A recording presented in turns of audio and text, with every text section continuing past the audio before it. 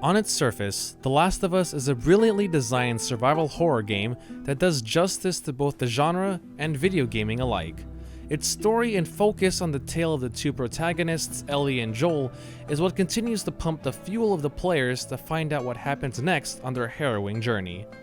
Interweaving its cinematic quality narrative along with the game's more intense action sequences against the infected are the moments we as gamers crave for. All the essentials are there: scarce ammo, hauntingly eerie level designs, zombies, and zombies. The Last of Us puts you to the test in a true survival scenario as you manage resources, sneak by and distract enemies within the dark corridors of God knows where, and the occasional guns blazing action against both infected and human. There's no doubt that The Last of Us is a game that's truly worth playing. However, the one aspect that has everybody spinning their heads by the end of it all is the ending. The Last of Us carries a tale that no other game of its similar genre has really told before, and only this game alone makes us identify ourselves more so with the two heroes more than anything else.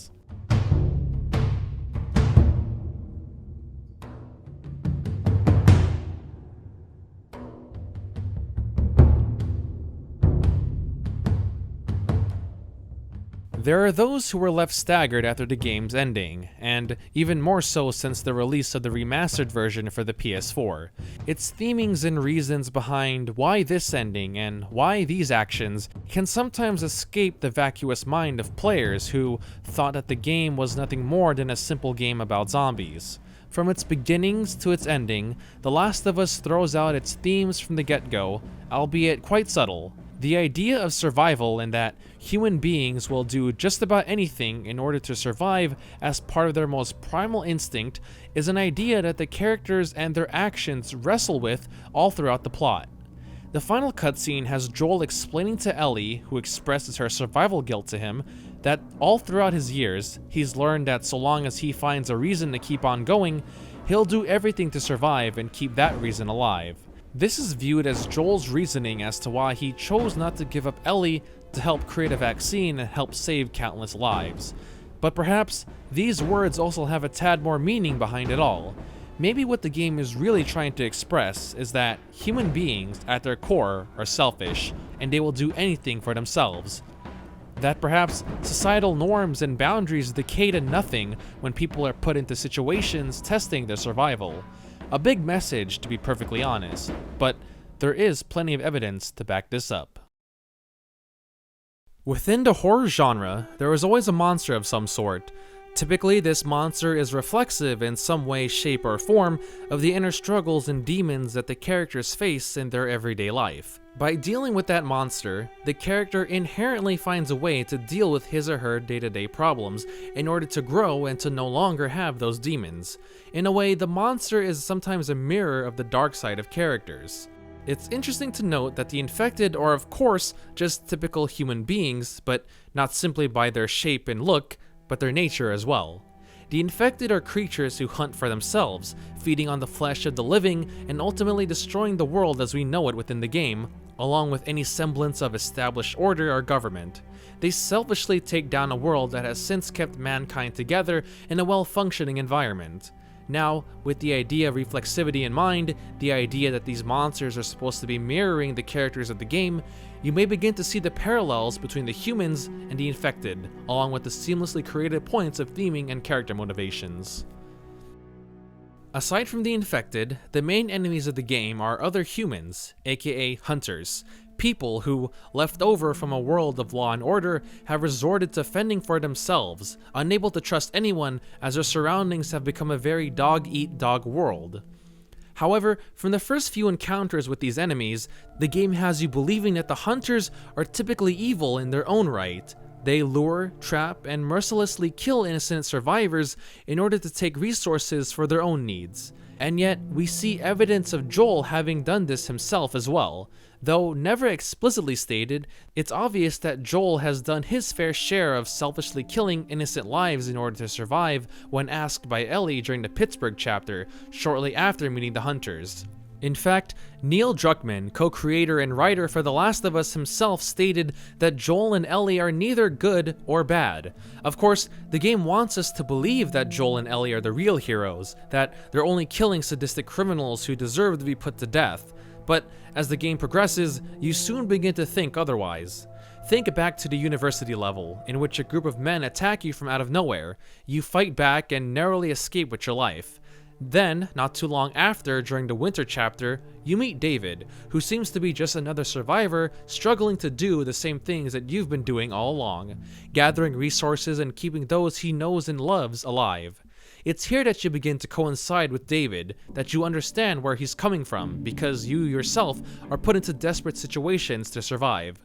Trusting anyone is extremely difficult in the state that the world is in. Shockingly enough, you find out minutes later that David is actually the leader of the same group of men who attacked you at the university. However, his side of the story is different. The mysterious survivor unfolds that his men were actually attacked by a crazy man, as if spinning the details around on us, when we clearly were the ones who were shot at first. But really thinking about it, would we not have done the same thing if Joel and Ellie had ran into them first?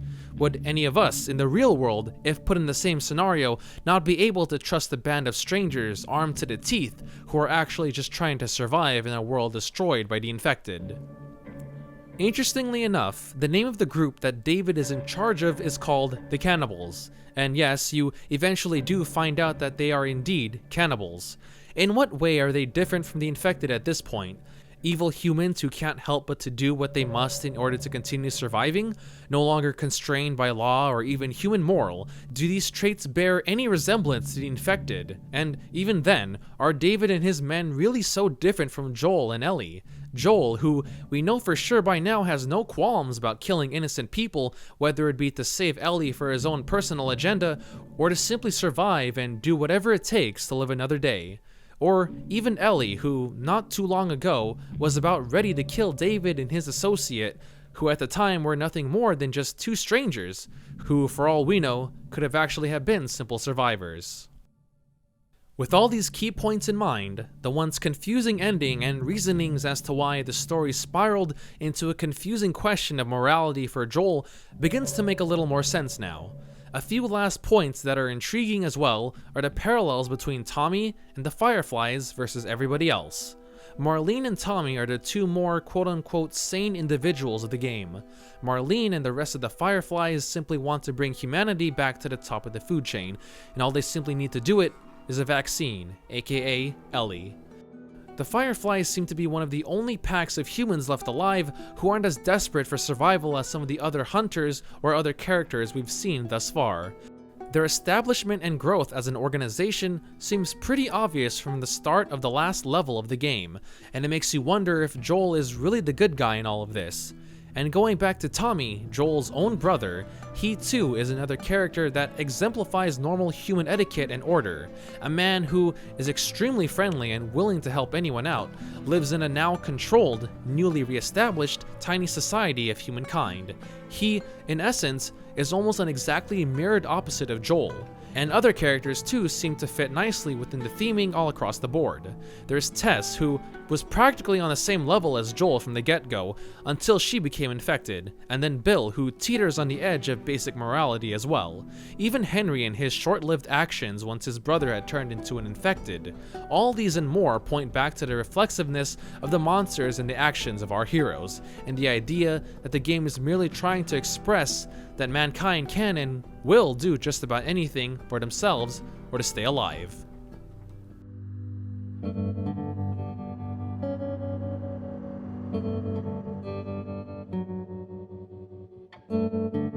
The post-apocalyptic world that the player embarks in is stunningly beautiful in its own right, accompanied with unforgettable remnants of a world all too familiar. Amazing storytelling aside, The Last of Us carries a recipe for brilliance and a unique spin on classical survival horror zombie shooter games. It's designed to be a stealth game due to the scarcity of ammo and supplies, while simultaneously forcing you to use brute force against the overwhelming odds of the hunters and other human enemies. With all these attributes combined, this creates a truly wondrous game of survival, and the title, The Last of Us, fits perfectly like a glove.